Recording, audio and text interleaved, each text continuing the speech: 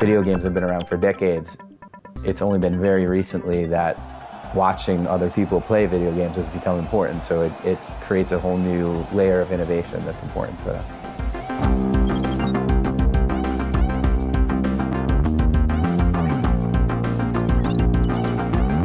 Major League Gaming was one of the first major eSports leagues in North America, and then grew globally over the course of the next decade or so.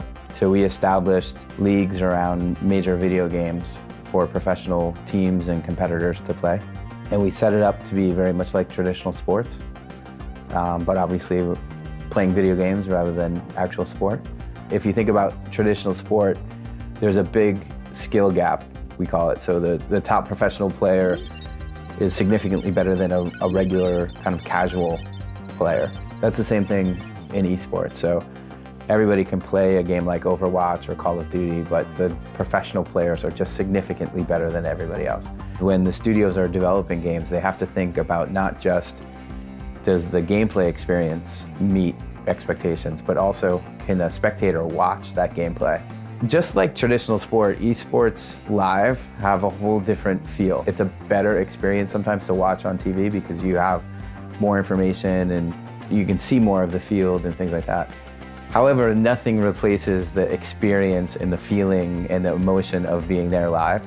And it's the same thing in esports. So we're going to continue to innovate on the home viewing experience. We can add lots of innovation to that viewing experience. We can create live data feeds and interactivity and things that you can't have with a traditional sports television experience. Eve technology it's a new innovation that we've been working on for about a year and a half at Major League Gaming.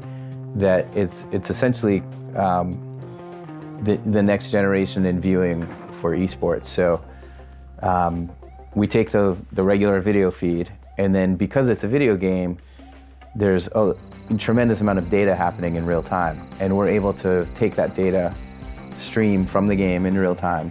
We've created a bunch of algorithms that trigger when certain things happen in the game. So one player may, pull off a spectacular play.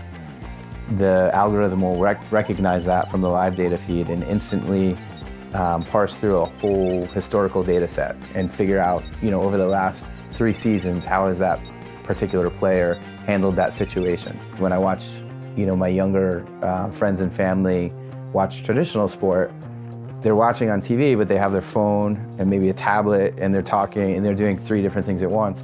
Our objective with Eve is to put all that on the screen and then create some interactivity too. So we do things like live polling where you can kind of do score streaks and win prizes and things like that. So it's a lot more interactive experience, and we can provide a lot more information for the fans that's relevant to the viewing experience. The future of esports is most exciting to me because it's a convergence of a few different macro trends.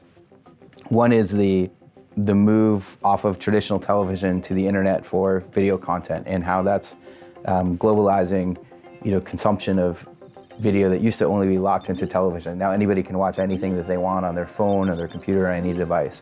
The other is that traditional sports are sort of losing their younger audiences. That's a trend that we think favors esports as well, that esports is kind of gaining a younger audience as traditional sports are losing that younger audience. Esports is global, and it has been from day one. So all of those things combine, a younger, more technically innovative audience that's global, that creates a tremendous amount of potential in some things that we've never seen before.